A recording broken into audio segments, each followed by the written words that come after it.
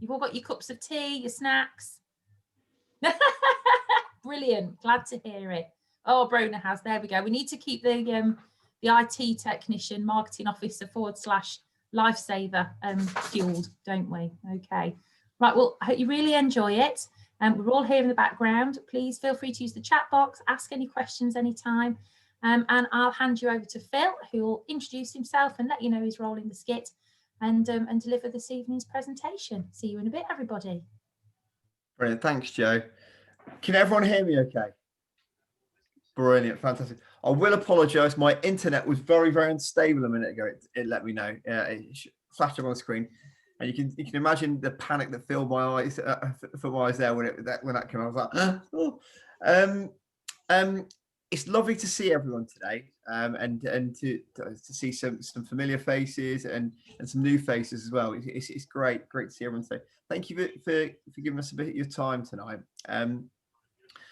As Jo mentioned, my name is Phil Page. I am the Skit Hub leader for Inspiring Leaders Teacher Training for the Leicestershire branch, and I'm just going to talk to you tonight a little bit about what children want from teachers as part of our Readiness to Teach programme. I've been teaching, although my role at the moment, I'm a Skit Hub leader. I've been teaching for, I've been in education for the last 19, 20 years. Usually I get that, and believe me, I do feel it sometimes, but it is the best job in the world. It's absolutely the best job in the world, and I've loved every moment of my career. And I say this to people now that it's the job that you make a difference every single day of your life. So if you're thinking about going into teacher training, you're thinking about the difference you can make, that it's the best job in the world. I every single day is different. Every single day is entertaining. Every single day makes you laugh, makes you smile, sometimes makes you cry, but there's a lot more laughs than there are tears, and sometimes you cry because you're laughing so hard. What we're going to do tonight is just going to talk through some of the things that children want from teachers, and this is through years of working with children and asking them questions and looking at different things. So hopefully the PowerPoint's working, and Brona's going to be able to share the PowerPoint with you now. Is that okay, Brona?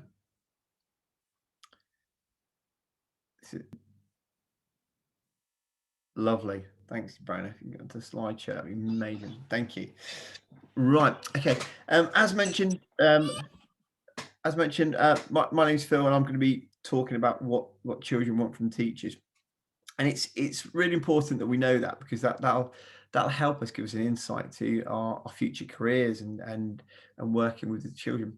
I'm going to sound a bit like Chris Whitty here from BBC. Can we have the next clip, please, Brona? Is that okay?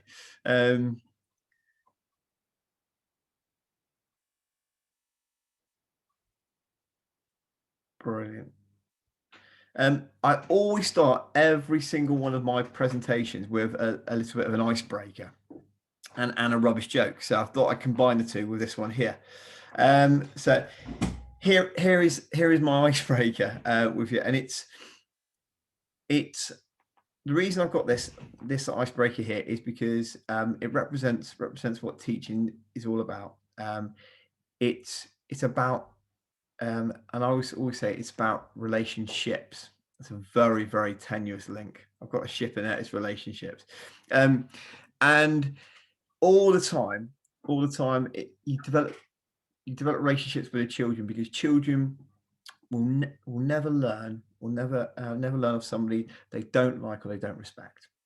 So children will always be asking questions of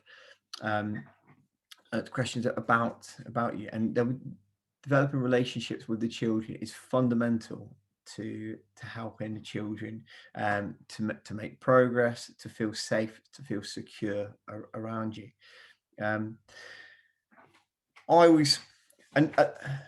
Another joke. Well, this isn't really a joke. This is a funny story from teaching. You'll hear many funny stories from teaching. I talked a minute ago about how teaching makes you smile, it makes you laugh, it makes you cry. But this is one of the sessions I have with children in my second year of teaching that made me laugh so much. There's tears flooding out my eyes. I worked with a foundation year one child, and we're doing some sounds with him, and I said to the child, right, what sound does that letter make? And he goes, zebra. I said, yeah, well done. Zebra starts with the letter Z, but what sound does it make? And he goes, and that's just an example of the fun you have every day with children. So again, hopefully through tonight, I'm going to talk through some different things about children and talk about some what they want from you, but also trying to put in some anecdotes that have happened to me throughout the years. Next slide, please, Brona.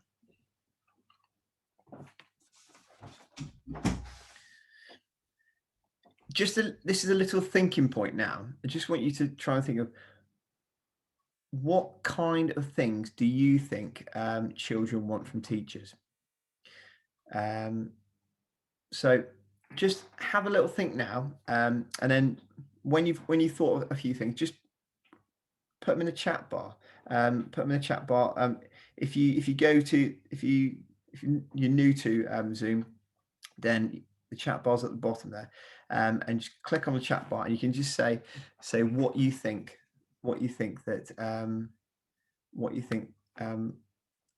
that children want from teachers. So there's no silly answers. There's no wrong answers. So let's just have a look at some of the things we've got here come through.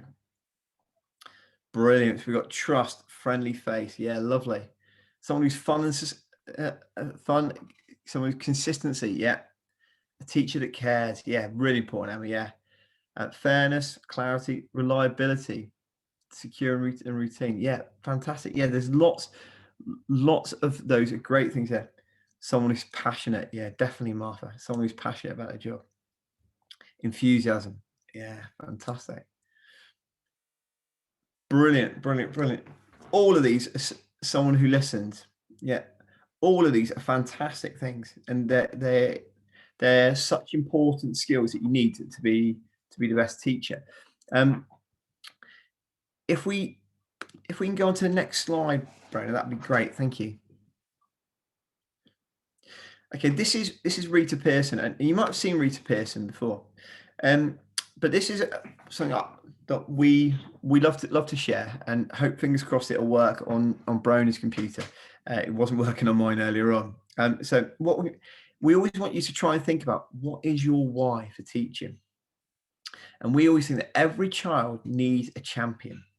And Rita talks about this a lot more eloquently than I would do. But just take a couple of minutes just to listen to what Rita has to say. Is that okay to play that now, Brona?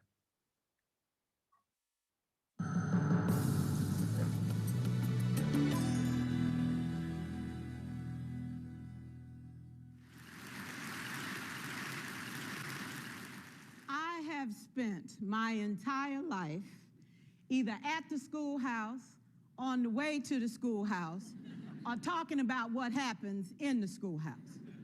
Both my parents were educators. My maternal grandparents were educators. And for the past 40 years, I've done the same thing. And so needless to say, over those years, I've had a chance to look at education reform from a lot of perspectives. Some of those reforms have been good. Some of them have been not so good. And we know why kids drop out. We know why kids don't learn. It's either poverty, low attendance, negative peer influences. We know why. But one of the things that we never discuss, or we rarely discuss, is the value and importance of human connection. Relationships.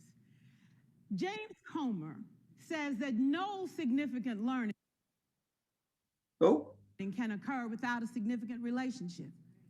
George Washington Carver says all learning is understanding relationships.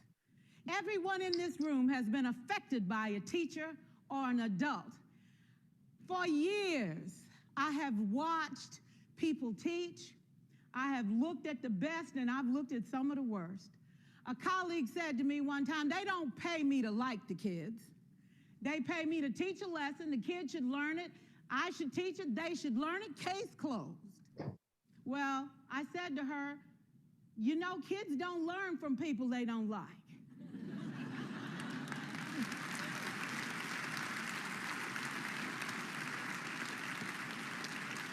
She said, that's just a bunch of hooey. And I said to her, well, your year is going to be long and arduous, dear.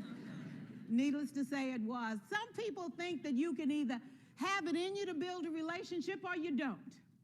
I think Stephen Covey had the right idea. He said you ought to just throw in a few simple things, like seeking first to understand as opposed to being understood. Simple things like apologizing. You ever thought about that? Tell a kid you're sorry, they're in shock. I taught a lesson once on ratios. I'm not real good with math, but I was working on it. And I got back and looked at that teacher edition. I taught the whole lesson wrong. So I came back to class the next day and I said, look, guys, I need to apologize. I taught the whole lesson wrong. I'm so sorry. They said, that's okay, Miss Pearson. You were so excited. We just let you go.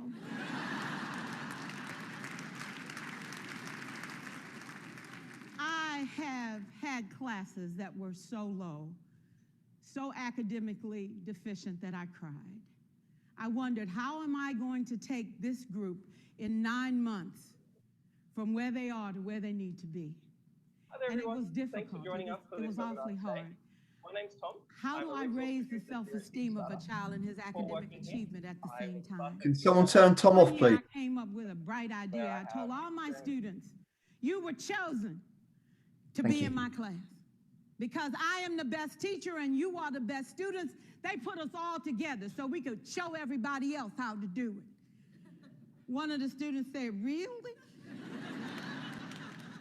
I said, really? We have to show the other classes how to do it. So when we walk down the hall, people will notice us. So you can't make noise, you just have to strut. And I gave him a saying to say, I am somebody. I was somebody when I came. I'll be a better somebody when I leave. I am powerful and I am strong. I deserve the education that I get here. I have things to do, people to impress, and places to go. And they said, yeah. You say it long enough, it starts to be a part of you. And so,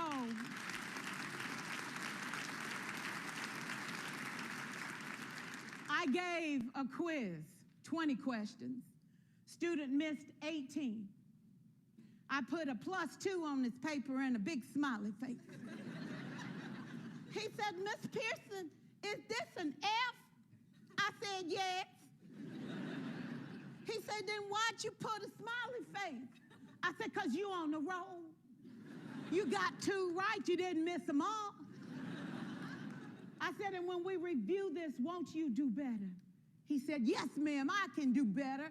You see, -18 sucks all the life out of you. +2 said, I ain't all bad.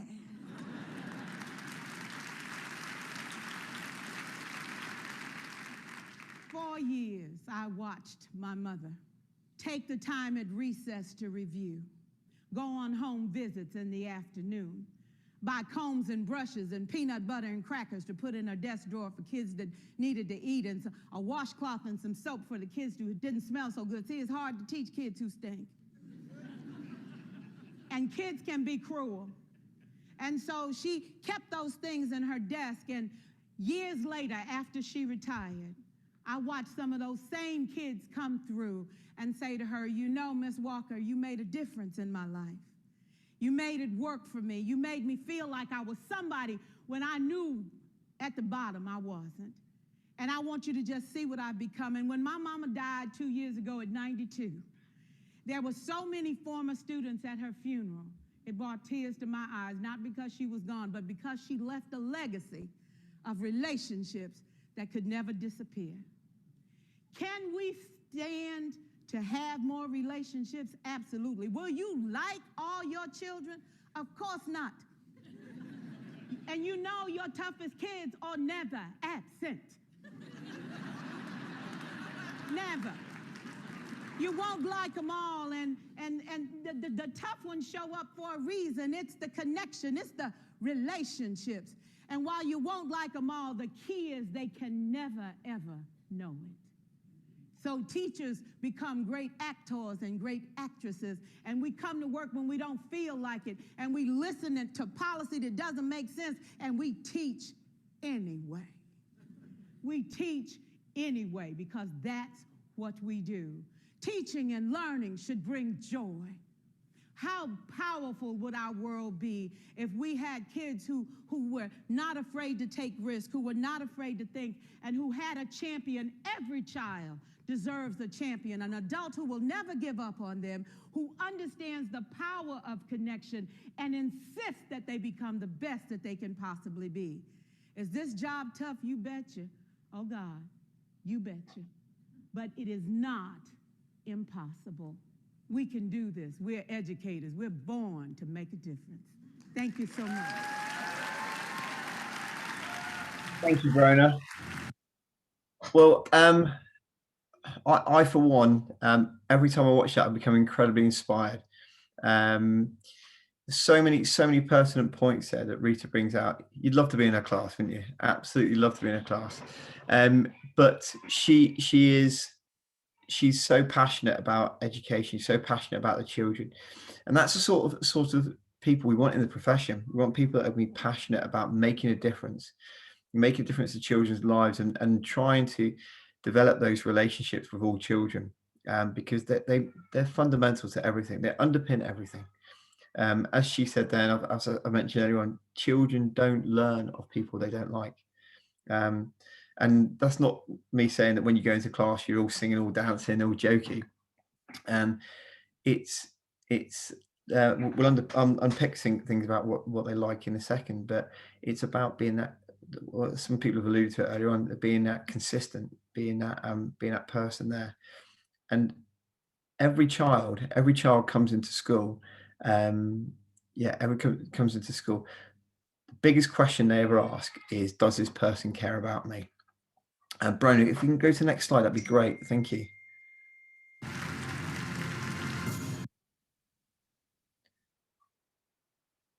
So moving on for Rita's comment, every child deserves a champion, and you can be that champion. And I think the thing for me is, the thing that inspires me every day to get out of bed is to work and to be that champion for training teachers, or to be that champion that's ultimately going to help children. Because I feel like we've got the power to change the world, to make the world a better place, one child at a time. And that's so important.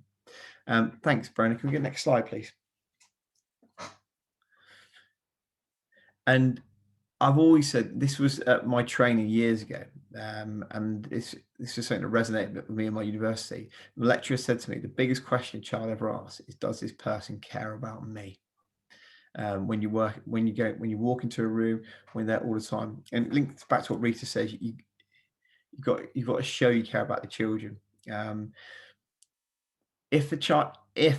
my experience, if a child knows that you care about them, they will go through a brick wall for you. They'll want to learn. They'll want to learn for themselves. They want to learn for you, and they'll be happy in school.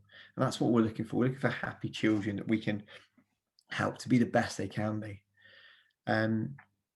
I've had in my past taught many children, and there was one child I taught in a school, and I really couldn't get through to him. And we were working together, and he wouldn't engage with me, and it's very, very difficult. So I spoke to his dad, and I'm not saying you all have to go and do this, but I spoke to his dad, and I said to him, "Oh, what is it that he loves doing?" And he said, "Well, he plays rugby. He's playing rugby at the weekend." So one of the things I did, I went and watched him play rugby. No hardship for me watching sport at all. So I went and watched him play rugby, and then he saw me there watching him play rugby, and ever since then, in the class, that child then was always one of the children putting his first to put his hand at the first to answer questions. It always become very talkative, very chatty with me, and it's because his dad said to me he's always had issues about teachers leaving and being with different teachers, and he's never really engaged many teachers. And that boy there hit the question he was asking is, does this teacher care about me? And when I went to see him play rugby, straight away he's thinking, oh, he cares about me, he's taking interest in me. I'm not saying I want you to go and watch all your children play rugby or go to watch their ballet, or which I went along to a pantomime as well to watch some children. That's usually where I hear the oh no you didn't, but that's the thing. There's other ways but the underlying question they'll always ask is, does this person care about me? Thanks, Brona.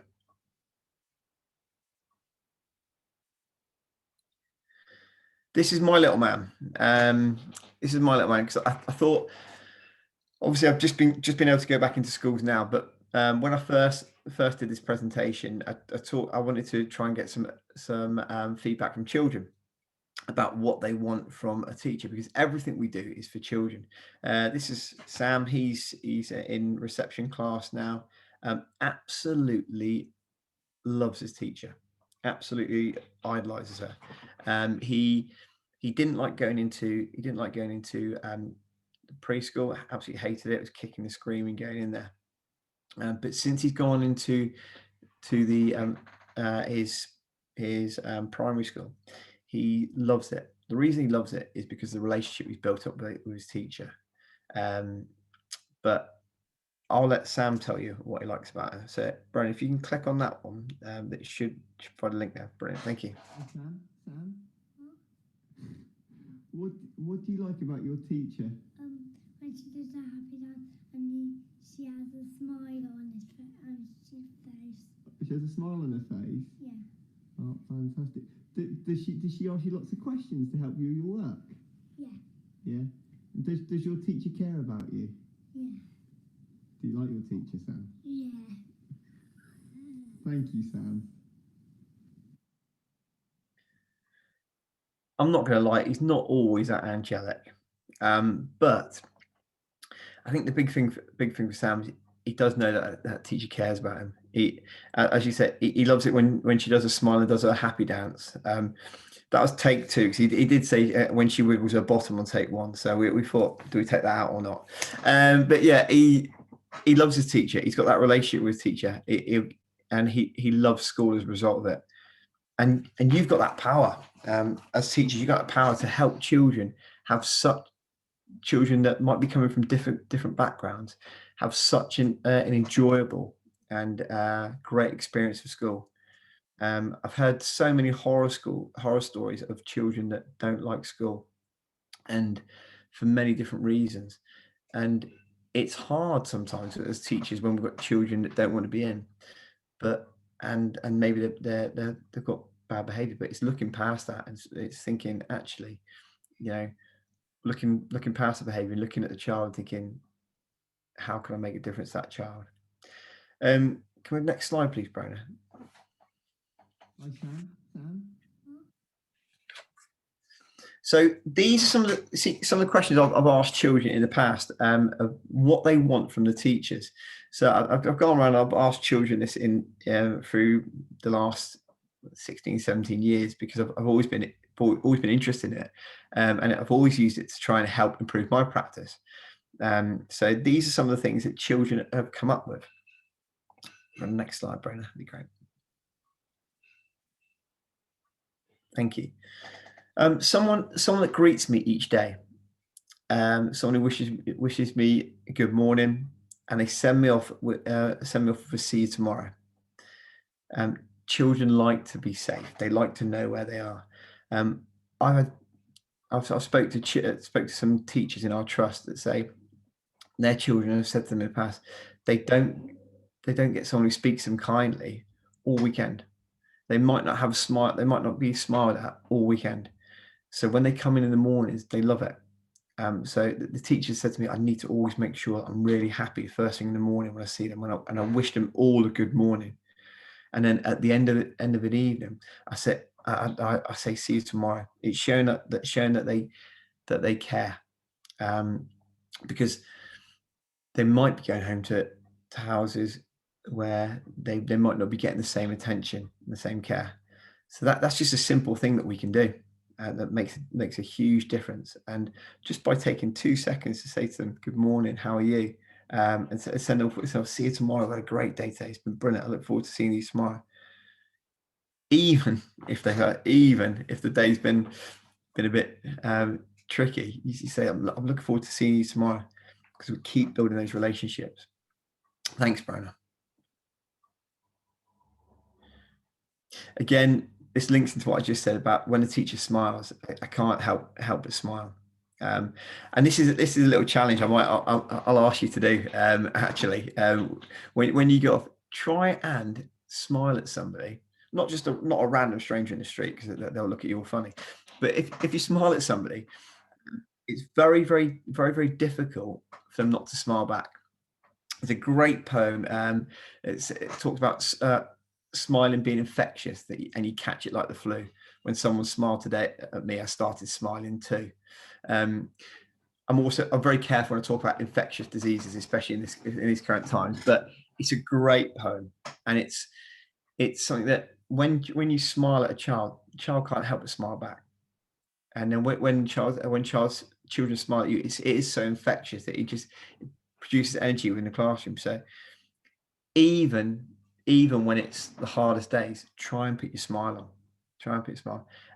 And if they see you're happy, and you want to be there, then they're going to be happy and they'll want to be there. And it models it, and we bounce off each other. We become mirrors, really, of the children, and they become mirrors of us. So that's great. Thanks, Brona. Someone that gives me your attention, and a child said to me that they sit and talk with me privately, if only for a second. Again, that's so important. The days, the teaching days, they're full-on days. They really are, from when you start in a day. But taking that time to notice that child, or to sit down and have a chat with them, how are you doing today? I notice you're not feeling yourself. You're not looking at yourself. Is everything okay? And it just makes that difference. And it's going to make that difference to help them think, yeah, they care about me. They want to be here. They want me to be here. And again, you might be the child's only positive role model. But that's it's great that you are that positive role model. Thanks, Brona. Someone that helps me to aim high. Yeah, and I think that's really important, that children like someone that help them to dream of things that they might be able to do, and not just things they need to do now. And that's the thing. We want our children to aspire to be the best that they can be, all the time. And that's why we say there's no limits. It's learning without limits. You can, I always say, you can, if you put your effort to, you can achieve whatever you want to set out to achieve. And it's giving those children that opportunity to achieve, and to realize that there's a bigger world out there. I worked in a school before where their aspirations were really, really low. And the children said to me, I said, what do you want to do when you're older? And he said, oh, I just want to find a job where I can get enough money to go down to the workingmen's club every weekend. Which, yeah, if that's what I want to do, that's what I want to do. But I always want to try and let them know that there's that bigger world out there, that you can be anything you want to be, you can achieve anything you want to be, and that we're there to help you. We're there to help you all the time. So I try and get children to. It's a cliche, but I always try to say, get children to shoot for the moon, because if and then you'll end up in the stars. So always get the children to aim to be the best that they can be, and encourage them, and they'll thank you for it. Thanks, Brona. someone that challenges me, and this is really important, that we do want to challenge the children. It links in with what we said in the last slide, that that we set challenges that extend them. Again, we want children to have that growth mindset, and we don't want children just to get everything right straight away. We want to give them something that's going to challenge them, it's going to extend them, it's going to make them think, oh, this is a bit tricky, but we came out of it together. So if children are just given easy stuff to do all the time and do the same thing over and over again, they might be getting it all right, but they won't be learning. And children have got that right to learn, and they want to learn, which is brilliant.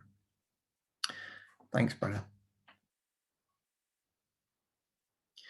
Again, this is someone that asks about me.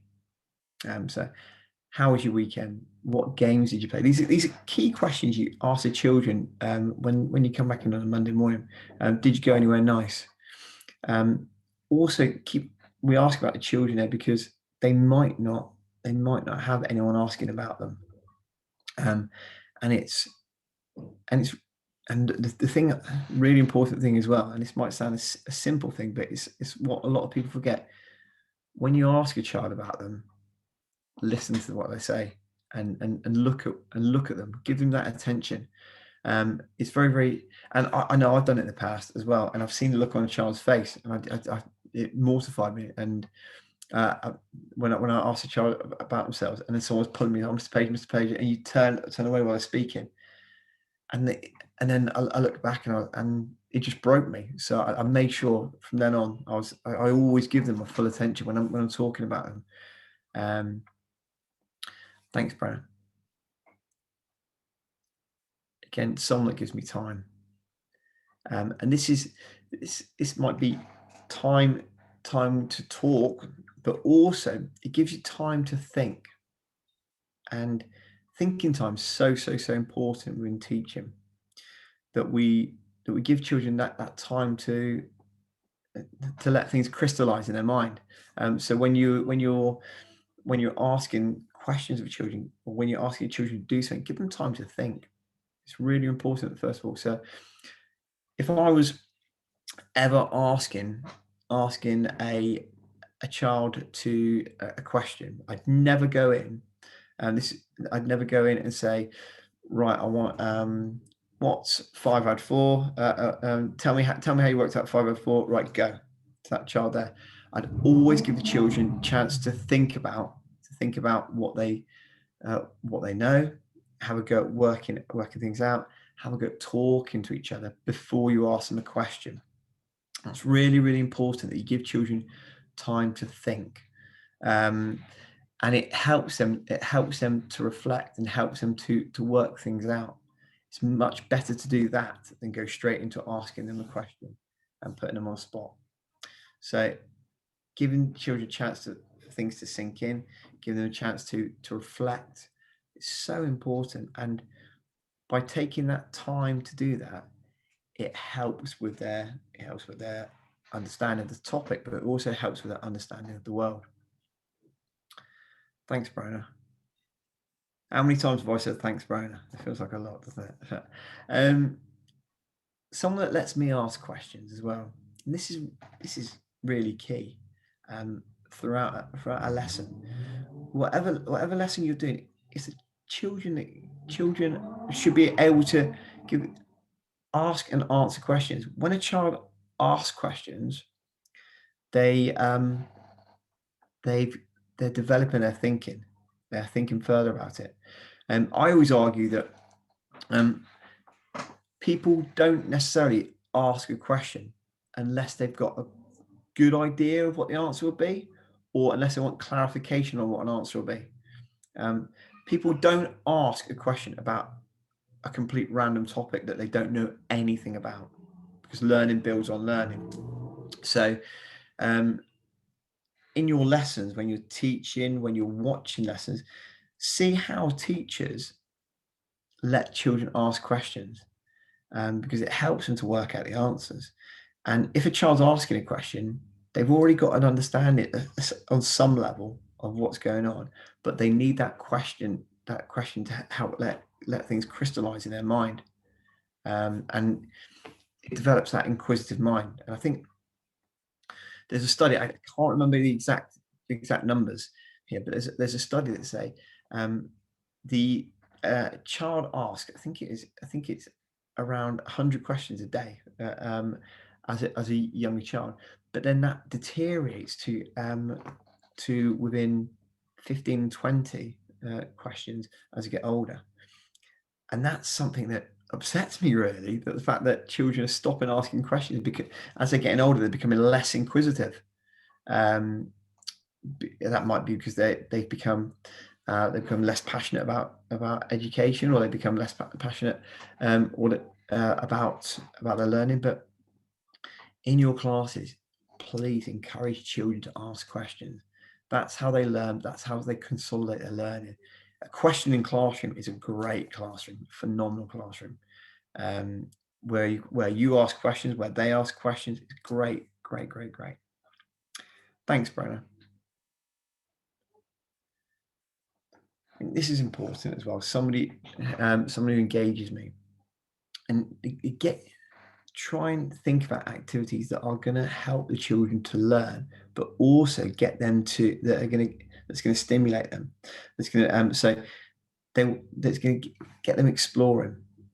I know tonight I'm doing a lot of talking, and I'm telling you things that have worked in the past for me, and things that I've seen children do. But we all learn by being immersed in what we're doing, by exploring what we're doing. If you just tell a child that, oh, that's the answer, that's the way to do it, they're never going to learn. They're never going to fully engage in the learning. So, for example, in a maths lesson, and I do it in other lessons as well, I'll always say to children, the answer is only the beginning. So the answer is only the beginning. So if you say like 5 out of 4 is 9, okay, the answer is in the beginning. Prove it. How do you know? Explore it. Is there different ways you can make 9? And we want to engage the children, want them to explore, really want them to explore, because we want them to be able to develop their learning in different ways.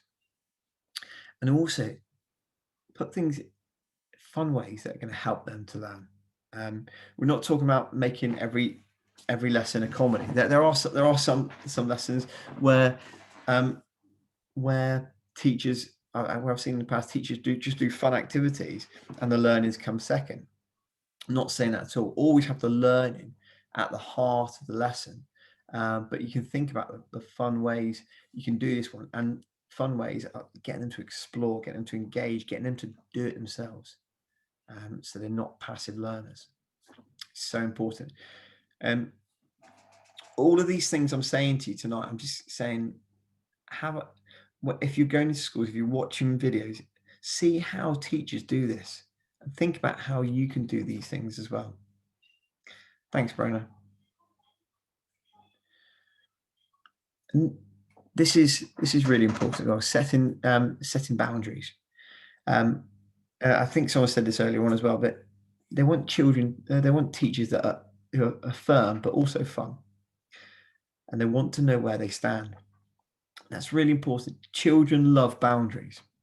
In some cases, they like pushing boundaries, but boundaries help children know that they're safe, and if they're safe, they will want to learn. So if you've got a consistent approach to the behaviour, to everything that you are delivering, that all children are treated equally, then children will want to be there. They'll feel safe. And like I say, I was always in the school I worked in. Children always used to like being in my class. I was quite fortunate in that respect. But they were saying, "Oh yeah, we know where we stand," you know. And if they misbehaved, then we'd have a consequence. So I'd move their face on the ladder, or and then what? So I wasn't soft on the children, but also they knew where they stood. so that they loved it, and that's consistency is what they need. Thanks, Brona. And I think this is important when we're developing the relationships. Children want the teacher to believe in them, and that's so important, that you never write the children off. Children are always there, and even children that you think struggle, it's never said they can't do that. It's right, they might not be able to do that yet. What can I do to help them get there? And I think that's so important, that it's not they can't do that, it's they might not be able to do that yet. What can I do to support them? And what small steps can I get them to achieve? Because I believe in the potential of all children. I want my teacher to trust that I can do things, and that's so important as well. That let's have a go. We don't know if you can do so until we've tried it. If we can't do it, what are the small steps we're going to put in place? What are we going to do to help you? And give them chances to do things. Be exposing them to different things. Don't write children off. And that was one of my key messages. Never write a child off. And one of the things that really upsets me is when teachers say, oh, that they're a low group, they're going to go and work with the TA at the start before you've done any teaching. Don't get me wrong, they might have some extra intervention at different times, but how do you know they're a low group? Okay, they might have been low in something yesterday, but they might in this one here they might excel. Never put limits on children's learning. Always think, what can I do to help those children? Have trust in them and believe in all children. Thanks, Brenna.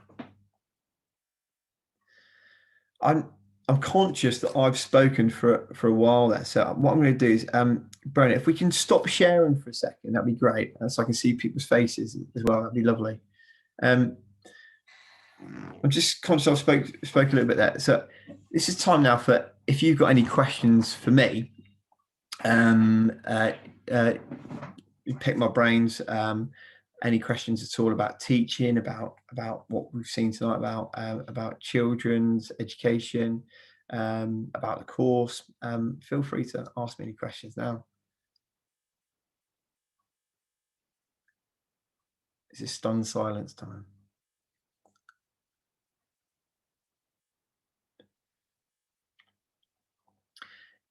If you're anything like me, I always think, right, okay, I go in and think, oh, I wish I'd asked that question. I wish I'd asked this question. If something comes to me later on, I think, oh yeah. If that's the case, feel free to contact us, and I'll always be able to get back to you with any answers as well. Again, Brona's saying you can always type questions in the chat if you've got any questions at all. Has anybody had any experience where a relationship or in a professional capacity that they've had with a child has really made a difference? Has anybody seen that or got an example to share or anything like that? Hopefully you've all got this as a bit of a recurring thread if you've attended lots of our events and things like that. It's just so important, isn't it? I mean, I know I talk about sort of reflect on Maslow quite a bit, and obviously with Phil's session this evening and kind of the psychological aspect, and we live in a world where safeguarding children is paramount, and we've all got to be aware of that. But our children will come from so many different backgrounds, don't we? And to be able to connect with them really is that gateway to building up that mutual trust and respect. And I think we feel as people, don't we, if we're being listened to, not that somebody's just heard us, but they've listened to us and they've taken on board how we're feeling and acknowledge that, even if they might not know the answers, that just goes such a long way, doesn't it? EC, Emma, is that you? I'm guessing that's Emma. Yeah. But yeah, Phil, do you want to pick up on that comment? Yeah. No massive experience that I can think of, but one boy was really happy when I gave him the chance to speak to me. Yeah, it's so important that you give.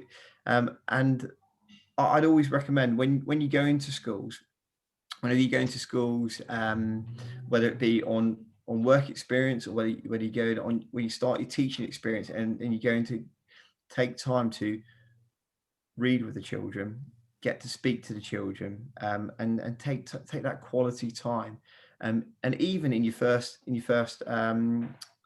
couple of weeks when you're a qualified teacher, I'd always spend the first 2 weeks reading with my children, blocking up side activities, read with my children, sit down, and the reading.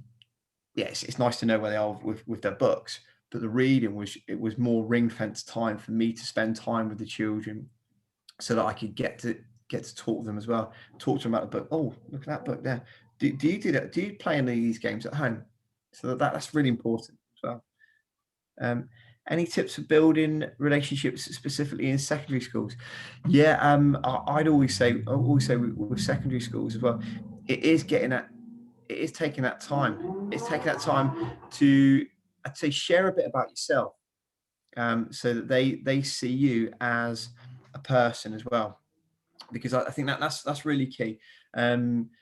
Because children of all ages will look at a teacher in shock when they see them in Tesco's, or they see them walking down the street, because they expect you to be tied to a classroom. They expect you to be well, that's not right. You should be in that room there, or in that hall there. So tell them about yourself, share some experiences, because that makes them see you as a person, makes you and realizes actually we've got things in common here. You know, that we're in this geography lesson together, we're in this history lesson together, RE lesson together, but we've all got our own backgrounds, we've got similar interests as well, and that helps to develop those relationships. So I'd always do a little bit. I'd always do a session, if a secondary school teacher as well, a getting to know you session, whether you're secondary or primary, and just model it. First of all, talk about yourself, and say, this is me. I'm getting into the Great Showman here a little bit, aren't I? But you say, this is me. This is who I am. These are my interests. Okay. Now, can you have a go at doing that? Tell the person next to you that. Then, right, let's choose some people to tell me about that, and then we'll go around and share it. So it's a bonding activity you do with the class, because they might be in secondary school, they might be different sets, they might not know each other. So it's bonding activity you do the class, but it's also for them to bond as a class, but also for you to bond with them as well. For them to think, actually, yeah, they're all right, this teacher. I'm happy. I'm with her or with him. So that, I hope that's answered your question there, Rosie. So I hope that's give you an idea there. Have we got any other questions or any other comments? Or did you just want to hear a few more funny stories or things like that? I will tell one more story, one more anecdote about being in schools, and this is a relationship I had with this boy in our school. I walked into a class, and it's knowing your children and having fun and knowing what's going to work your children. I walked into class and I was wearing my Chelsea. This makes me sound really old, doesn't it? My Chelsea like shiny bottoms, and because we were doing outside PE, and one of the children said to me, "Oh, Mr. Page, look at those. They're all like they're different material." I said, "Oh yeah, because they're waterproof." And then he said to me, he goes, "Oh, what does waterproof mean?" I was like, "Ah, right, okay. We need to go with our interests here. We need to look at this." And I knew waterproof was in the curriculum anyway. When we talked about materials. So I got a tent that we had in the cupboard, a waterproof tent. Luckily, it was waterproof. And I said, right, what we're going to do is we're going to. This is waterproof, Oscar. So it basically means if I put water on top of this, it won't go through. But we need to try it out, and this is what I'm talking about earlier on about experimenting, getting children to explore different ways. And then the whole class turned around and said, let's do an experiment. So I said, okay, let's do an experiment. So I said, right, Oscar, you get in the tent and I'm going to get a bucket of water. And I said, what we're going to do now is, this is an experiment we're going to do, is if this is waterproof, when I throw the bucket of water over here now, Oscar is going to be dry. If it's not waterproof, I'm going to get sacked. So threw the bucket of water over the top. It got Oscar was dry, and then after that, the children all knew what waterproof meant, but they had a chance to explore it. They had a chance to engage it. We had developed that relationship in a nice, fun way. I am not telling you to go and throw buckets of water over your children in your schools now. I just need to make that a disclaimer there. But it's about thinking about activities that are engaging, that are going to get the children, that are really going to get the children to think, really going to get the children to look into the future and enjoy your lessons.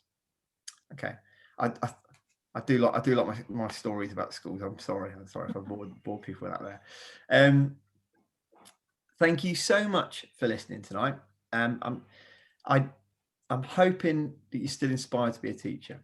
The world needs great teachers, and I honestly believe that you change a teacher, you change the world for a child every single day. You make the children have a better life every single day. We don't know what children are experiencing at home, but you are that safe place. You are that place that's going to help the children to aim higher than they ever thought they could aim, achieve more than they ever dreamed, and make the world a better place for those children. So if you're still interested in becoming a teacher, I can't tell you how important the role is, and how I hope you realize how passionate I am about teaching and education, and I feel like the world needs great teachers. So thank you for listening. If you do need anything from me in the future, please don't hesitate to get in contact. Lovely to see everyone tonight. Oh yes, thank you for coming. Great to see you, and you know where we are if you've got any other questions or anything. Take care and have a lovely evening, and we'll see you soon. Oh, I should mention, actually, we're going to send a little forms form out, if you don't mind. Just if you could just pop a few words on, because this is the first academic year we've done things like this, and we'd just really be interested to hear how you found it, if it's been useful, if we've covered things that you thought you would want covering, but also if there's anything you would like us to think about covering in the future that you think might help future applicants, that would be fab. But yeah, thank you. Take care and see you all soon.